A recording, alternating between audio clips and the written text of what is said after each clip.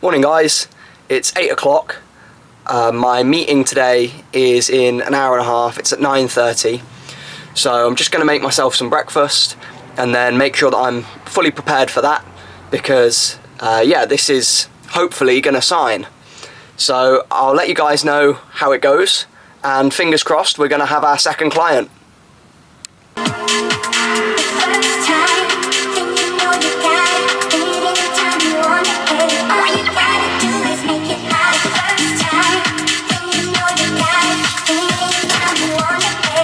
Alright, so update on my meeting from this morning.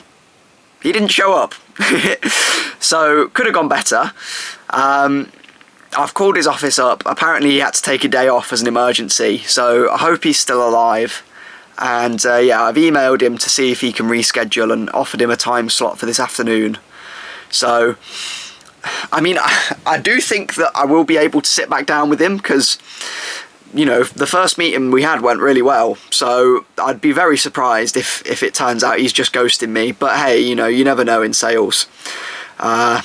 So yeah, plan for the rest of the day. I'm just gonna get some email campaigns set up and some emails going out. Bye. I'm rather confused because my emails aren't working. I got signed out of my Outlook account and Microsoft is telling me that I don't have a license, but I definitely do because it came with my GoDaddy, which is where I bought my domain off of, and I've just tried to look on GoDaddy and now it's saying that. So looks like it's one of those days today. But yeah, that's quite odd. I've got to try and fix this now. Well, now I'm even more confused because I'm trying to sign in and it says this username does not exist in our system. But then at the same time, they're sending me an email saying that your email account was signed into from a new location. So how do they know that my GoDaddy account was signed into if it's saying I don't have a GoDaddy account? Very odd. Hi guys, I am usually pretty patient these days, but I can't lie, I am a bit pissed off at the minute because I've spent the last hour and a half trying to figure out what the hell is wrong with my emails, and I'm getting so many conflicted messages. Everything has been working absolutely fine up until this point. But then, like, I go on GoDaddy, where I bought my domain from, and it says that my DNS records aren't set up properly. And then I go to Wix to try and work out why they're not set up properly, but Wix says that they are. And then I go onto Outlook to try and sign back in, and it says that I don't have a Microsoft 365 account, when I do. I have it through GoDaddy. So then I sign into it through GoDaddy, and it works fine, but then when I try and sign into it through Outlook, it just says again that I can't sign into my account with this email. So, in short, I hate technology. Ted Kaczynski was right. I may go and live in a cave. Just to give you guys an idea of the amount of back and forth I've been having with ChatGPT to try and figure this out. I mean, this is absolutely ridiculous.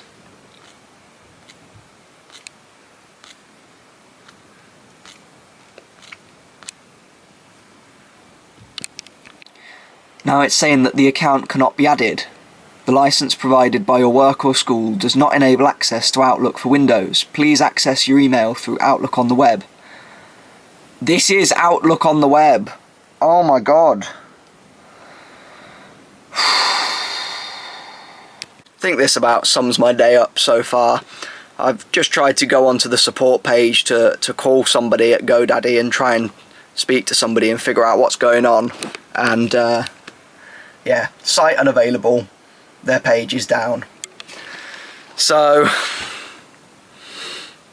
fuck it, I'm going to do some DJing. This day's a write-off, but I'm not going to get stressed out over it.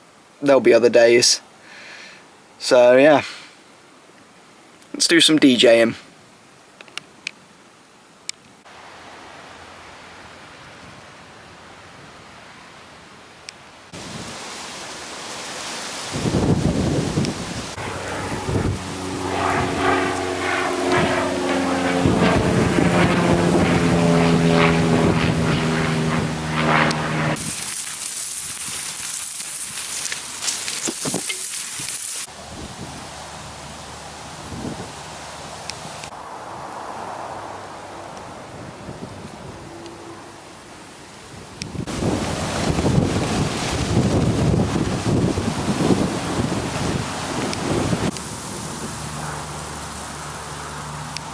Hi guys, my DJing software needed to do an update, so I thought I'd go for a walk while I waited. I think one of the most important skills you can have is to be able to recognise when you're getting frustrated and to know the types of things that frustrate you, but also the types of things that you can do to calm yourself down again. And you know, in there I definitely was getting frustrated with the lack of anything working, but I know that it's just a temporary hurdle and I will figure it out. But there's a time and place, you know. You got to give yourself time to cool down sometimes. This isn't actually my first attempt at starting this business. I started it back in February when I was still working as exhibition manager at my old job. And the plan, of course, was to keep doing that for a bit longer while I built the business up in the background, because I really enjoyed that job. But it didn't quite pan out like that. I actually ended up getting fired really unexpectedly for reasons that I personally don't think are fair. Just to give you guys a bit of background, my ex-partner and my best friend, you know, we were together all through secondary school. When he was 16 and I was 17, he did something very, very stupid, and he got arrested for it and he got sent to prison. And I stayed in touch with him while he was in prison. I didn't condone what he did, but I realised that he needed somebody to support him through that time, and that he was willing to address his mistakes as well and try and become better. And so I helped him through that difficult time, and we stayed very close. And I ended up telling one of my managers about it. We had a good relationship, you know, we were friends. We got on really well, and I thought I could share something like that with him, but he ended up reporting it up the chain, and I was told that the optics of the situation, of me remaining in contact with somebody who was a known criminal, it looked bad on the business, and so they had to let me go. As I say, I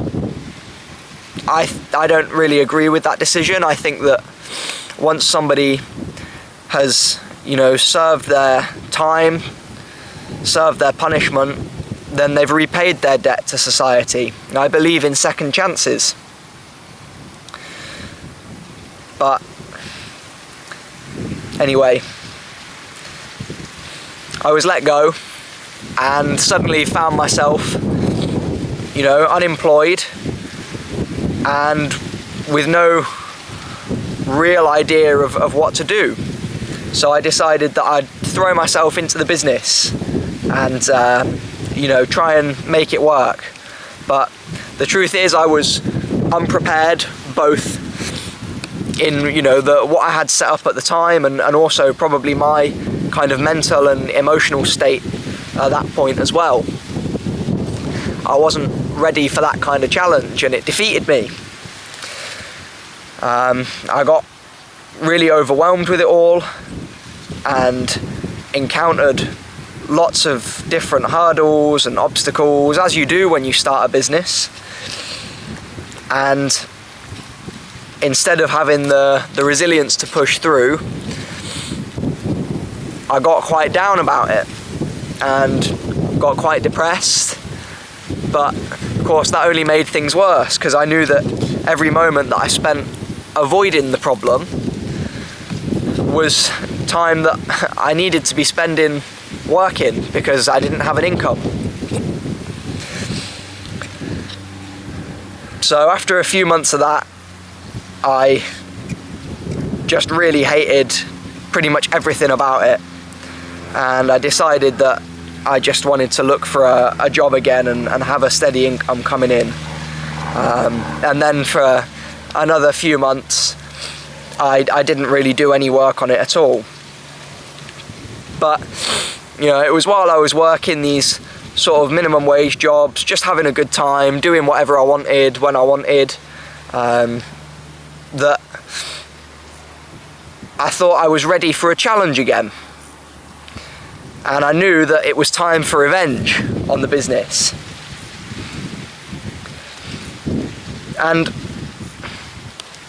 I already know now that it will succeed. You know, I have a vision of where it will be in the future. And I know that to get there, all I have to do is stay consistent with it and work on it each day. I don't see it as me, how do I even put this? I don't see it as me figuring it out. I see it as me having already figured it out, but just kind of filling it in as I go.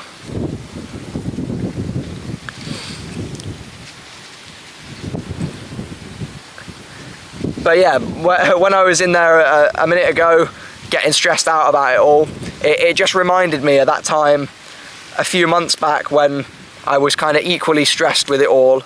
But that time I didn't have that knowledge that I had the resilience to push through.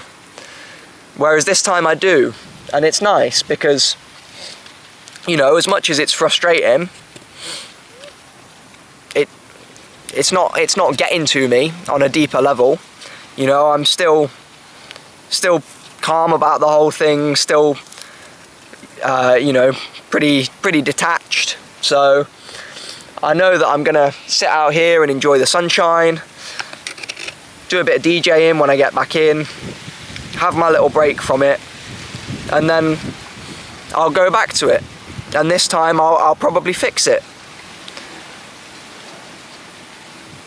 So it's just nice to kind of document that improvement in mindset that comes with time and with development. I also want to add that as much as it sucked at the time to lose that job that I enjoyed so much, you know, all the opportunities for travel, I got to go to Nigeria, which was cool, I got to go to Dubai, there were loads of other places that I would have been going to as well. And yeah, as much as I loved that job and it sucked at the time to lose it, I don't regret at all the way that things turned out. You know, I think that things happen for a reason, and I wouldn't be in the place I am now with such a clear vision of what I want from my future in mind had that not happened. So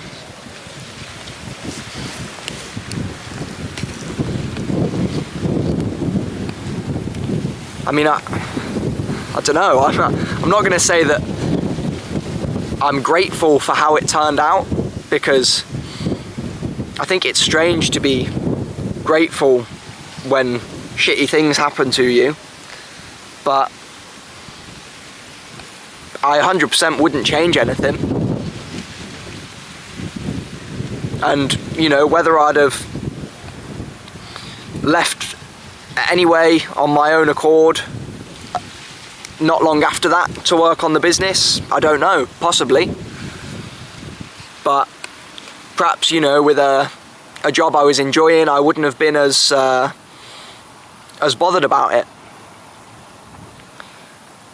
So it's just another one of those kind of diverging paths that life can take, and that you'll never know what the outcome would have been. But I'm happy with where I am now. So yeah, no regrets. And also, I never told you guys what my friend did. And I think I'm going to, because, you know, as much as sharing that knowledge has screwed me over in the past, I'm not beholden to anybody for success or, you know, approval or anything like that. So basically he joined a far-right terror group, and I didn't know about it. The first I found out about it was when he got arrested. It was one of the most shocking, upsetting days of my life. I had the counter-terrorism police around my house interviewing me. And of course, you know, I wasn't involved in any way. But I do understand how it looks to be associated with somebody who has a past like that. But as I say, I believe in second chances, and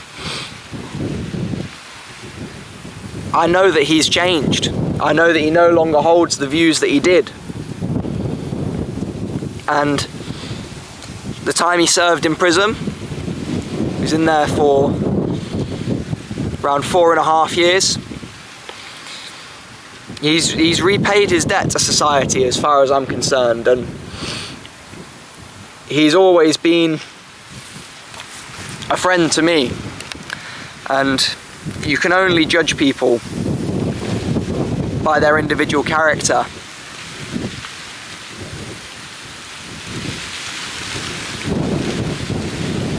And if, you know, on the odd chance that a business that I'm trying to work with finds this video and hears this and decides that they don't want to work with me because of it anymore, because I'm still associated with somebody with that kind of past, you know what? I don't care. I don't care. I'm proud of the person that he is today, and I'm proud to call him a friend. Everybody has the capacity to change.